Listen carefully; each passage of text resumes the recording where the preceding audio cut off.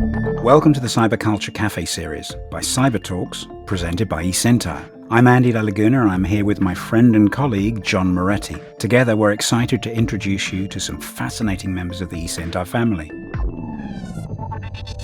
In this series, you'll get to know their story, the challenges, their successes, how they got here, what motivates and drives them to deliver the best service experience in the industry. This is Cyberculture Cafe. Welcome to another episode of the Cyberculture Cafe podcast, where John and Andy will introduce you to another fascinating member of the eSentire family. How they got here, what motivates and drives them and delivers to deliver the best service experience in the industry. Welcome, Larry, to the podcast. Just give us a brief introduction and let us know who you are and what your role and responsibility is. Sure, I can do that. Larry Gagnon. I run the incident response program at eSentire. And I've been with eSentire for about coming up on 4 years now. Traditionally, eSentire is 23, 24 years old now. We had an incident response program, not a formal one. Something changed a few years ago. We had acquired some technology, some really, really cool tech, and I'll talk about that later, that allowed us to be very effective in incident response. So let's build on that. Right? Let's build that business. And I was privileged to be selected to come and work with that technology and the people on the team and build it out to what it is today. So I have a background in digital forensics and incident response that kind of goes way back. I started digital forensics and incident response in policing in 1990. So when you say that, when you're policing, you mean like you worked for the police department? Yeah. So it was a new thing where I'm from in Ontario, Canada. Digital forensics was kind of a new thing in the late 90s. Very few agents were doing it. It wasn't a service that was funded, but the leaders saw that there was a need for it going forward. Right? So they made the investment in and around 1999, and they picked 4 guys that liked computers. I was one of them. And away we went. That was it. It was something, because it was quite a learning process. There was a lot of challenges. There was nowhere to get training, right? There weren't the resources that we have today. I ended up having to drive down to the FBI to learn what they've done, drive the RCMP, figure out what they've done. I've worked with the Ontario Provincial Police for several months and built these relationships and these connections, these networks among police agencies in Canada and the US just to get the job done, because there was no resource, there was no library, there was nothing like that. So did that for a lot of years and ended up retiring in 2016. And lo and behold, I became a consultant. Traditional path for retired cops. Yeah. And, I worked for a couple of large consulting firms. And up until I think it was 2021, I was approached by Eldon Sprickerhoff, the founder of eSentire, who's somebody I've known since 2001 when he started the company.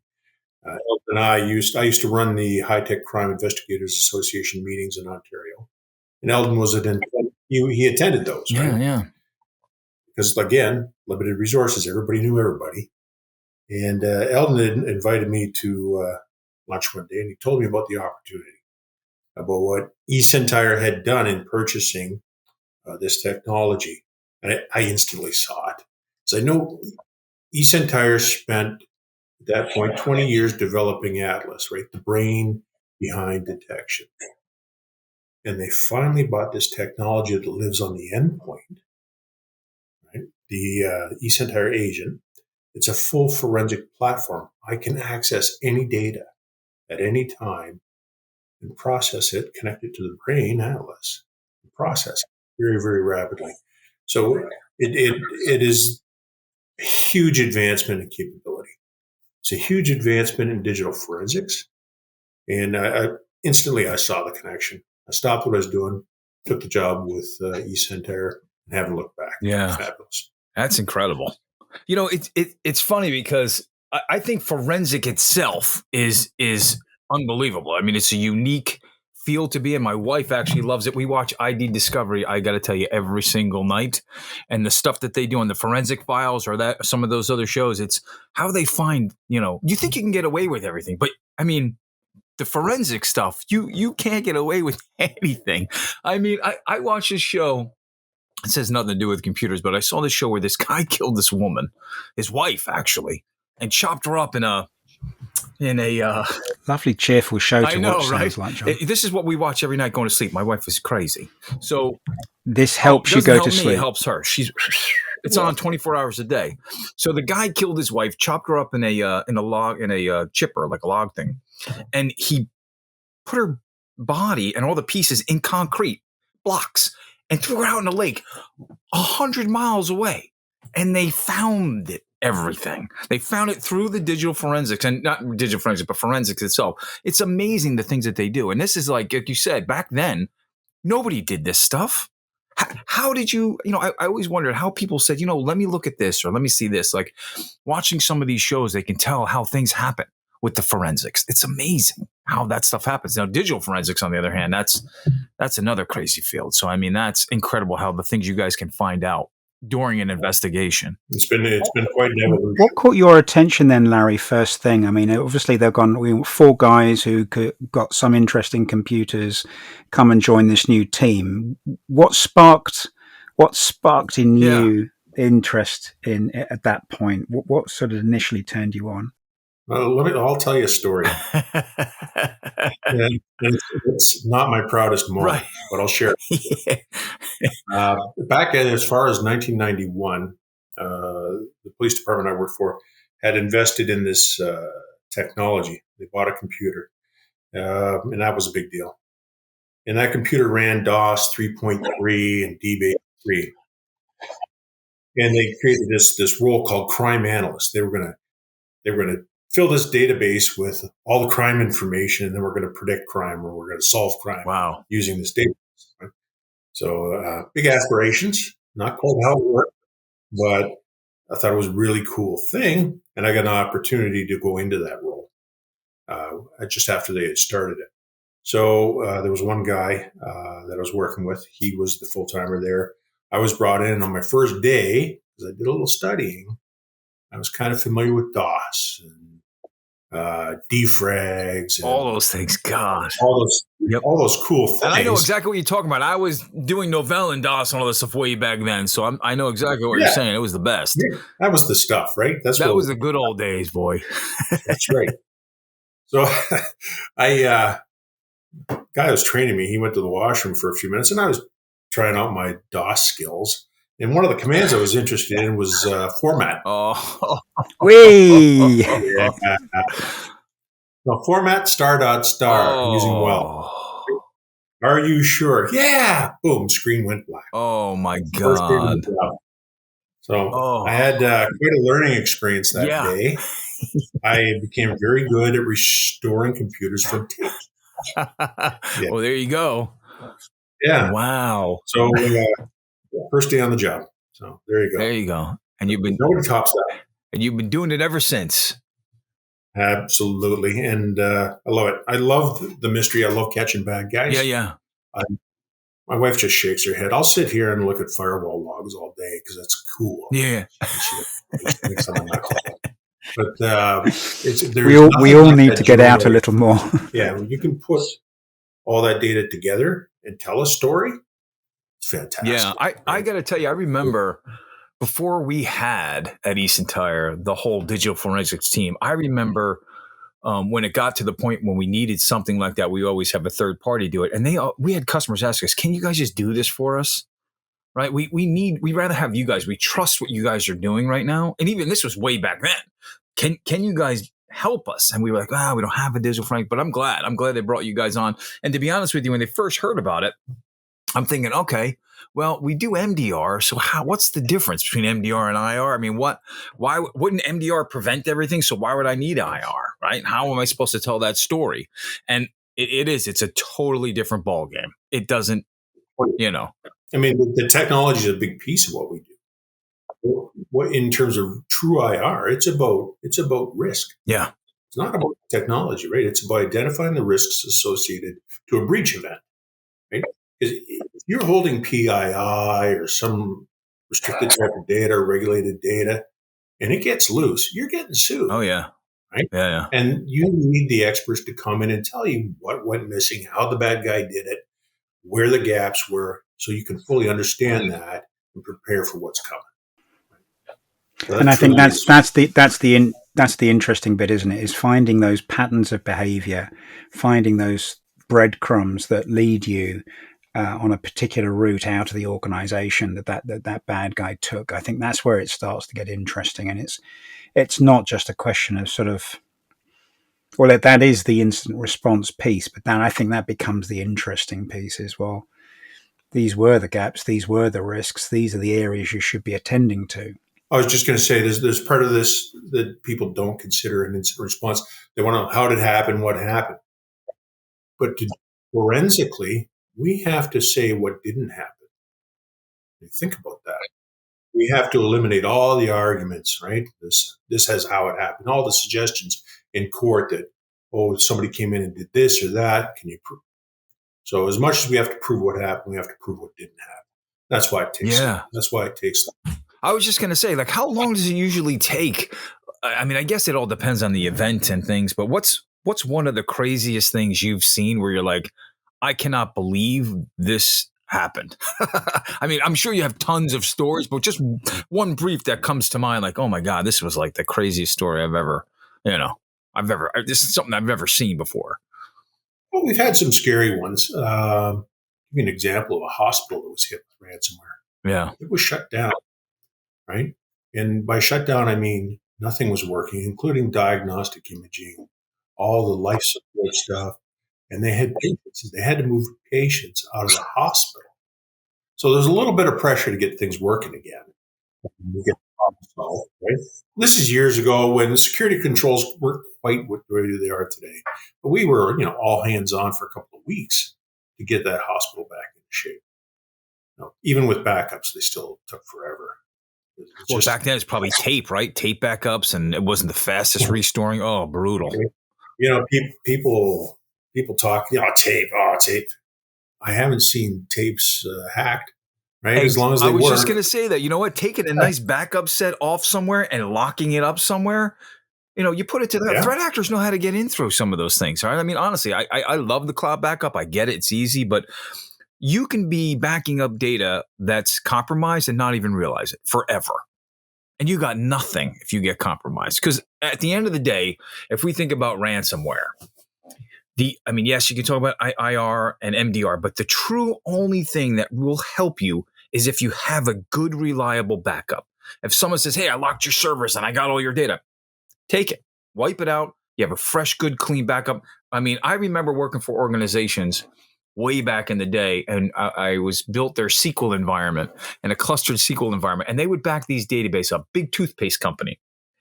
Back these databases up every 5 minutes. They were backing up databases. And think about how many transactions happen in 5 minutes globally, right? Who's buying toothpaste? Who needs toothpaste? Whatever it is, there's a lot of data there. So even to restore 5 minutes, that's a long time to restore some of that data because who knows what's there.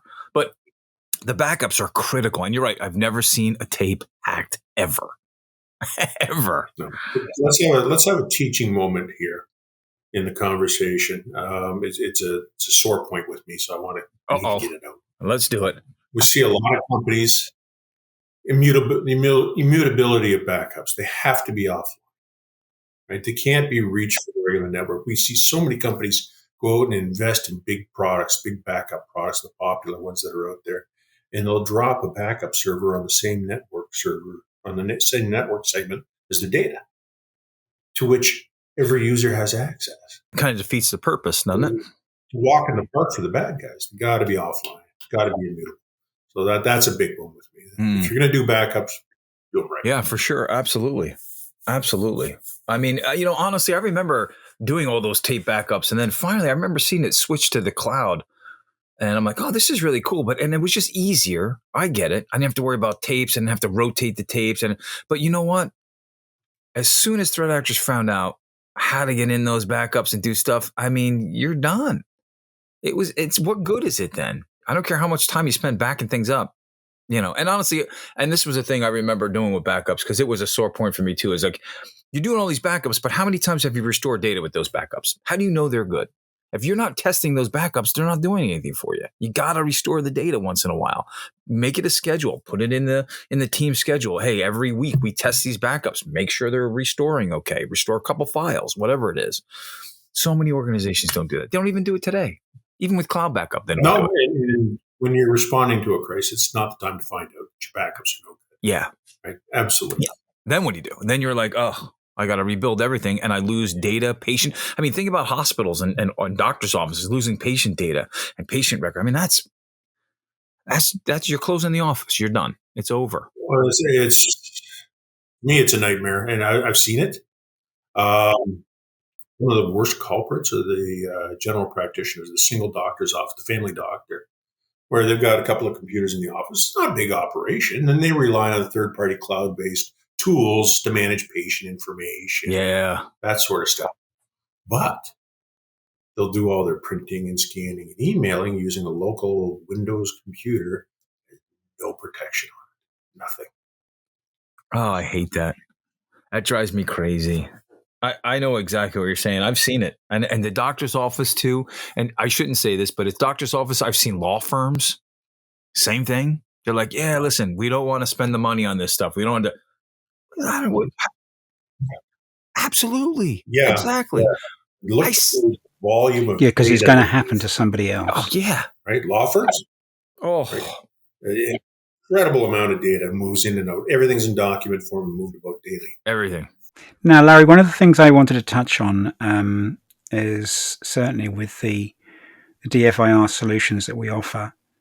Principally, we focus on the incident response, and the management of that incident response. I've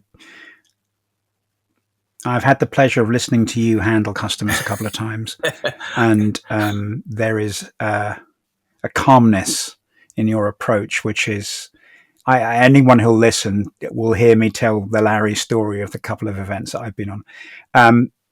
But there's more to that tooling than just incident response, isn't there? There's other things that can do that add value. And, we're touching on what should be good practice and good behaviors, immutable backup, offsite backups, et cetera, but the practice of practicing your backup, practicing your restoration.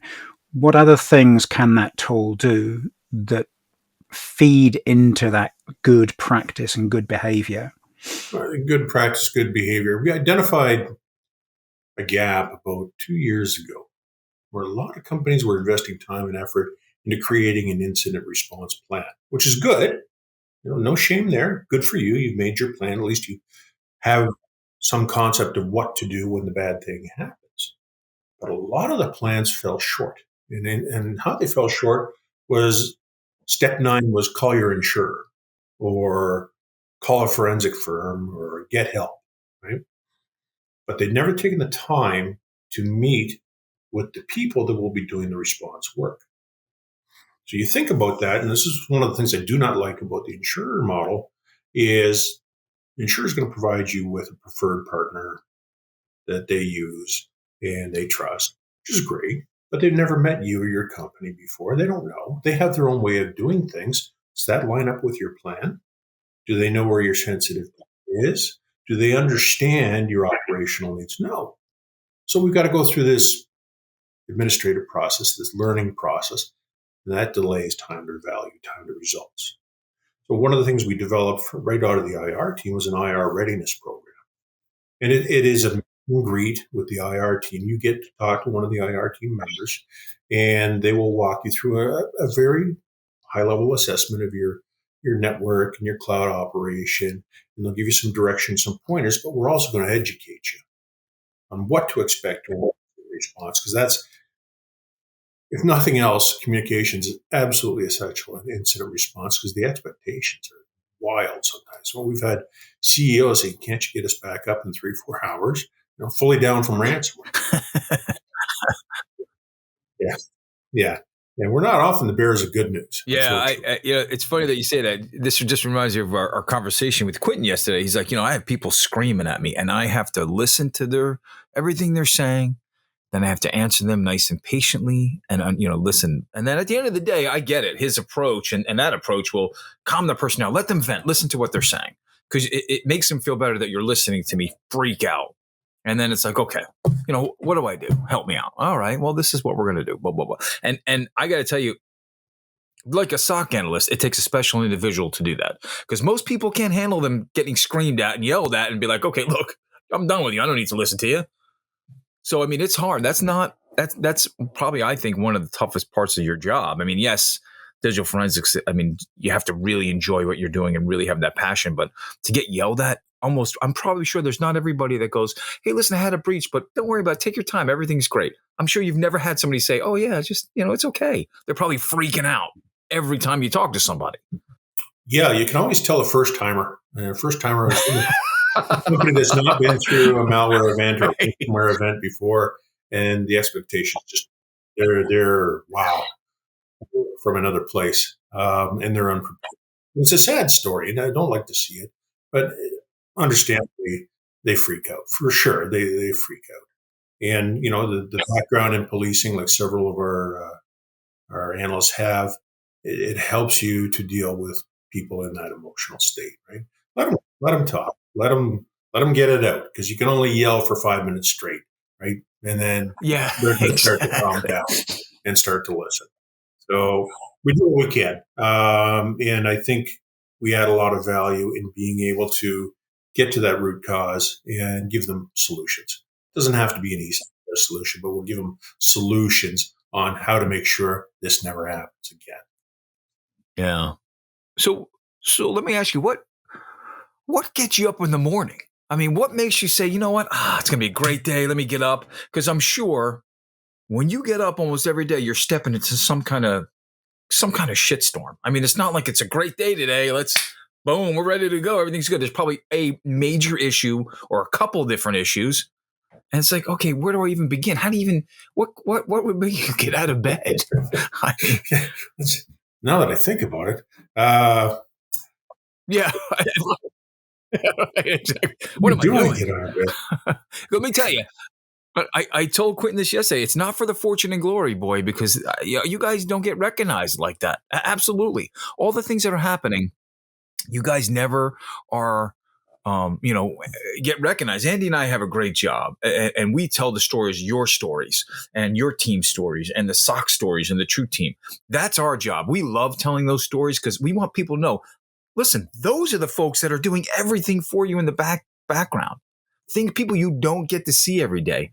And I love that when we do SOC tours at the office, and in Cork, I love that the customers and the partners, they get to meet the teams, because these are the folks that are doing everything, right? We're not doing it. It's these guys and gals, So really, getting up in the morning, it's like, how do you do it?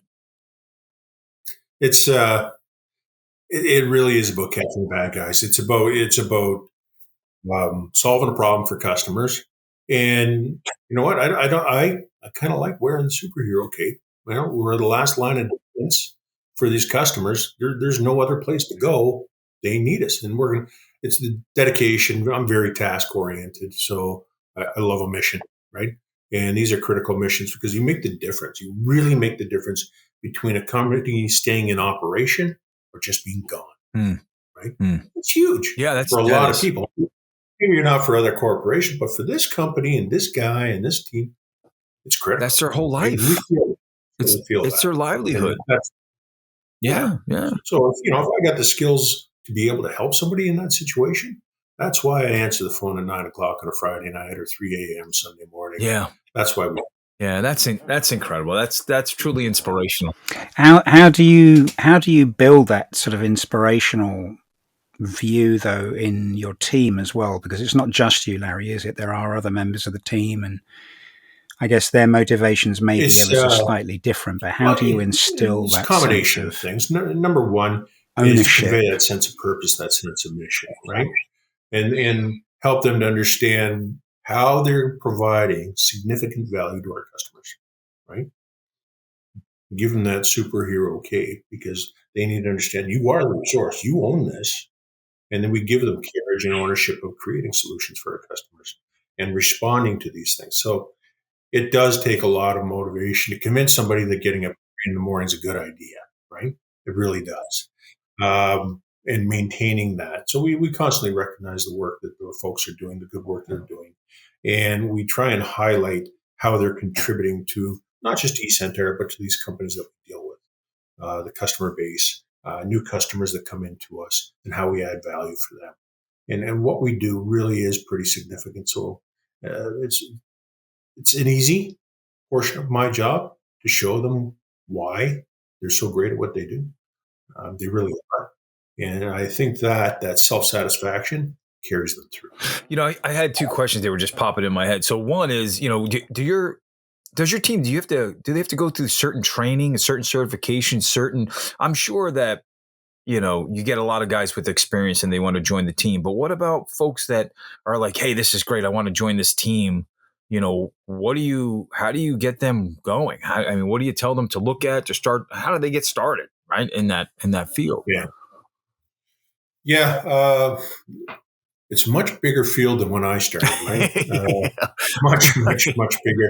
So you can get into specialization. You can do digital video forensics. You can do expert witness stuff. You can do all kinds of different avenues you can take. So you really need to poke around a little bit and figure out what it is that interests you. There's tons and tons of resources out there. There's a site called aboutdfer.com, which is made up by a bunch of veteran analysts that have put together a ton of resources that you can learn about digital forensics and incident response and really get down to what interests you in that regard. Tool development is really cool, right? That having some dev skills and building forensic tools that make the process easier, automate the process, that sort of thing. Just the bare bones analysis. I would say try and do it first. Do forensics with a hex editor, like us old guys, right? Do it that way. Because today there's a lot of point and click out there, and they think of themselves as forensic analysts, and they aren't. Because without their software solution, they're lost. You should be able to do full forensics with a hex editor. Take you forever, but you should do it that way. So do you know and understand disk structures, you understand data recovery and how everything works. And that's a great way to do it. Start at that level, and then you can go ahead and use the tools of convenience. While we're talking about tools, how do you feel about AI changing the ballgame, the way threat actors are using AI today? Is it something that you're concerned about, or do you see a change in the threats coming out? Well, it's the next step in the war, right? Yeah. Between the good and the bad. It's just we've climbed another rung in the ladder. As much as the bad guys are using AI, I've taken the position of trust nothing anymore because you can't. Right? When you can take a photograph and make a movie out of it, I trust nothing I see. Or hear. Yeah, photographs, pictures, things you watch that you don't even know if it's real. It's crazy. No. So you're looking forward to where the battle with AI is going to be. We're as much as the bad guys are doing it, we're doing it too. Yeah, right. We're integrating our AI into our models, and you think about the advantage that we have with it. Whereas I, as an analyst, I can look at pieces of data and I construct different timelines of events, and I'll grab other pieces of data, aggregate them in my head, and kind of write down what I see and figure out what the bad guy did. Do that later. AI can take thousands of times more data than I can ever look at. Yeah. Render that down to a meaningful timeline very quickly. We just need to train it the right way. And with generative AI, if I can download what's in my head about how I think about data or findings, right, in my analysis, and give it to AI to read and interpret, you don't have to do it again, right? So we are in the process of looking at models like that we can use to accelerate incident response. So when a bad guy gets in, because the time frames between entry and ransomware are shortening very quickly. So times between detection and response have to do the same. And we're going to be able to match that or exceed that with artificial intelligence. There's a lot of potential going forward and a lot of time and effort being invested into it. And I think it's going to change the way that we do the work. Think of us as more about doing a QA process on the AI's work and then refining the AI model.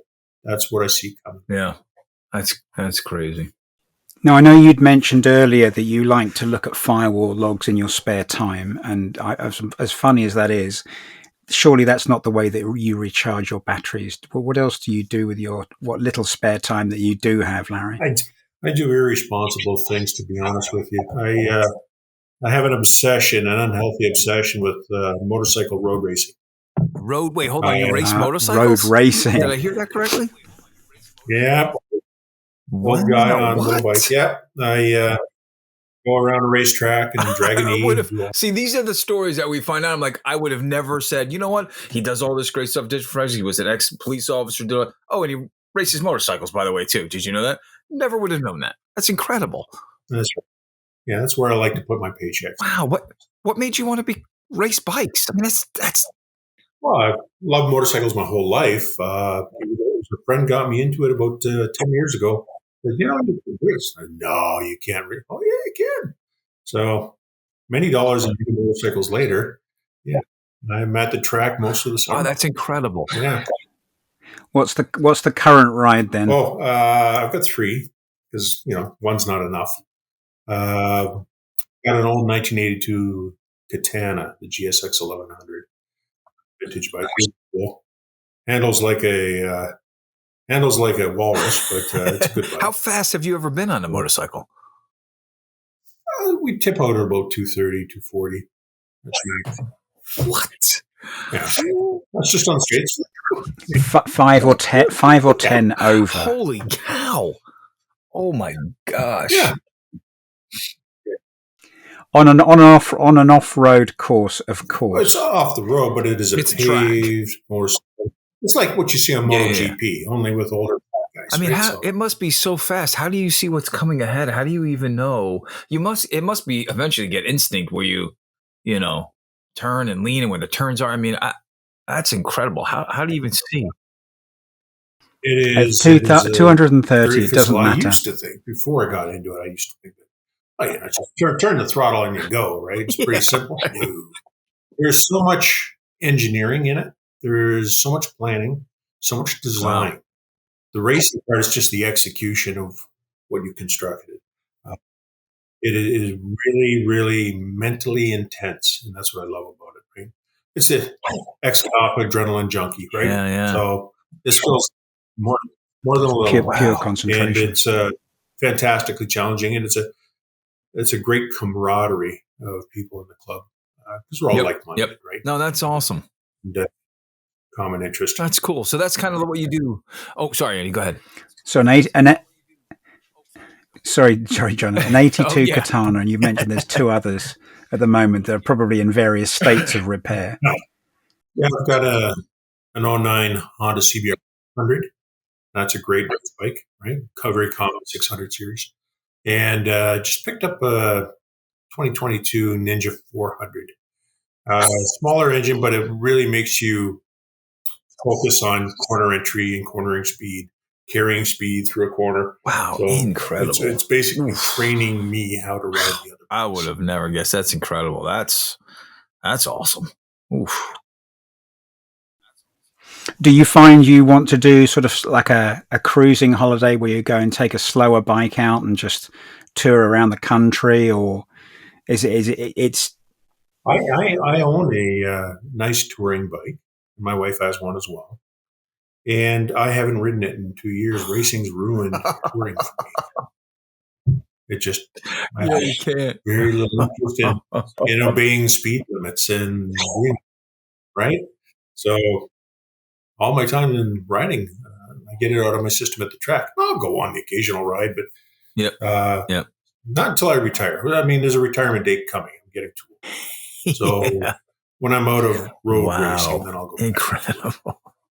That's a unique story. That's for sure. I've always been not a motorcycle kind of guy. I've been, like, I don't know, I'd kill myself on a bike. But whew, man, that's incredible. Yeah, they're fun. They keep me busy. Yeah, I bet. Wow. Well, we've learned some incredible things today, my friend Andy. I don't know, brother. Whew, man. Well, look, I guess the thing that last, I mean, the last question really, my last one is, knowing what you know now, what would you tell your younger self? And if you're, I mean, we've asked this of a couple of our other guests, and they absolutely wouldn't have done anything else because they like the way they got to where they got to. Do you feel the same, Larry, or would you have done things differently? Well, first off, I would have bought Bitcoin when it was 40 cents. Yeah, me too. Exactly. Yeah. You know what I would have done differently is instead of going through management, I would have stayed at the analyst level longer to develop coding skills. In the evolution of digital forensics, coding's been really, really key to success. And being able to build tools or write scripts as you need to cover any situation, because that's the unknown, right? When we're called incident response, we don't know what the network looks like, and it could be anything, right? So how do you adapt to meet the situation requirements? But in terms of pursuing incident response and digital forensics, I love it. I absolutely love it. There's nothing like Do you think this is what you were made for? absolutely, absolutely. It's a different form of policing, really. You know, you just mentioned something like when you step into an incident response, like, is there, you have no idea, like you said, about the network, about what's going on. How do you find out? I mean, is it the scripts that you created to run, say, hey, let's go find all the information, go find out what we're dealing with, see what information we can gather right off the top of the bat? Is that kind of? So we do our scoping with the client, right? At the outset, we'll have that little meeting. We'll ask some questions about the network, but ultimately, we want to put our agent out onto their endpoints. And grab that With information. the agent, we get perfect clarity, right? One pane of glass, I can see the network, I can search the whole network using a couple of key commands. I can identify processes that are like just so many things I can do with that visibility. So getting the agent out on the endpoints is absolutely fundamental Yeah. to a successful outcome. I've sat through some of the demos that you guys do with the agent alone when it's in the digital forensic side, and man, oh man, that agent, the things it can do. Oh my God. There are people, when I talk about IR and what we do, I'm like, if you ever, and I hope I don't put you ever on the spot, but I'm like, if you ever want to see a true demo of what this thing can do, you have no idea what you're getting. You have no clue. This thing is power. It will find everything. It really is. It outstrips all the EDRs out there. It Oh, really yeah, does. absolutely. And that's what I love about our agent. I love our agent. You know, I know that we give it, you know, we can incorporate it into an environment, you know, using EDR. But whenever I talk about our agent, I'm like, hey, this is a digital forensic agent. This is what we use for IR. It's not just EDR. We're just disabling those other features for you. But you know what? If you ever need help, these modules are here. Our team can come in and do what they need to do because everything is right here for them. And they already know your environment with that agent running. Think about this for the future. So we get the agent on the endpoints. We've got Atlas running an AI component, and we're continuously calculating risk to the network, right? We look at all the external variables. There's your risk profile. Imagine the day when AI can just say, you know what, we're going to change your security controls and boost you here, here, and here, and get rid of that. I see. I love that, and I think that's what CTEM is going to do with all the new stuff that we're rolling out and doing. Right? It's going to be proactive and enhance. I know we keep Andy. I know you hate that, but enhancing the MDR pieces. If it can automatically say, "Hey, you know what? Here is a vulnerability," and now it trains the MDR components to say, "You know what? Look for those vulnerabilities and get ready for the exposure of those because now it's going to make that response faster." Yeah. So our customer of the future is going to identify. They're going to tell us what the risk appetite is, and here's your budget, and AI will decide what security controls you're getting, and they'll deploy them and retract them dynamically. Yeah, that's where it's going. Yeah, that's kind of. Yeah, that's it. That's where we're going. That's to me, that's exciting. That's truly some exciting stuff coming for sure. So, yeah. Well, awesome, my friend. I think this was an incredible conversation. I mean, just talking about digital forensic stuff is amazing, and actually learning about your motorcycle skills is incredible. I got to tell you that on floor. That's awesome. I mean, I know you probably have tons of stuff to do. I know Quentin, yesterday we talked to him. He had tons of things going on, but he did take the time. We really do appreciate you taking the time today. I know you guys work hard. I know there's a lot of stuff going on, but again, we really appreciate you taking the time. These are the stories we want folks to know. This is what you're getting. We're not just selling your product or a service. It's the people that you can't put a price on that, right? So for us, this is what we want to do, and I really do appreciate you taking the time with us today, Larry. It's been an amazing conversation. No, thank you very much, Larry. Hopefully we go a little way towards sharing some of your intention with the audience. And to the audience out there, this has been the Cyber Culture Cafe series, part of the Cyber Talks podcast presented by eSentire, the authority in managed detection response. Learn how eSentire's next level MDR service can help you strengthen your security program and build cyber resilience. Visit eSentire.com. We look forward to hearing you on the next episode, and I hope you've enjoyed this one, and we'll see you soon. Yep. Thank you, everybody, very much. Larry, again, thank you, my friend.